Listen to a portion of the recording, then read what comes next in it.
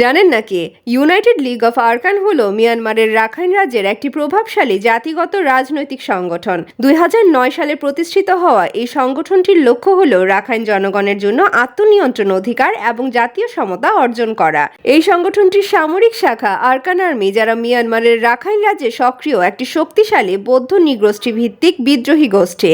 2009 সালের 10 April Kachin independence আর্মির সহায়তায় মাত্র 26 জন সদস্য নিয়ে প্রতিষ্ঠিত হয় আরকান আর্মি, বর্তমানে যার সশস্ত্র সদস্য সংখ্যা 30,000-এরও বেশি। টাইমস অফ ইন্ডিয়ার প্রতিবেদন অনুযায়ী আরকান আর্মি বেশিরভাগ অস্ত্র পায় চীন থেকে। একই সঙ্গে এই সংগঠনের 95% অর্থায়নও করে চীন। বর্তমানে বাংলাদেশের সীমান্ত ঘেঁষা রাখাইন রাজ্যের 80-90% এলাকা আরকান আর্মির নিয়ন্ত্রণে, যা অস্থিরতা ছড়াচ্ছে বাংলাদেশ মিয়ানমার সীমান্তে।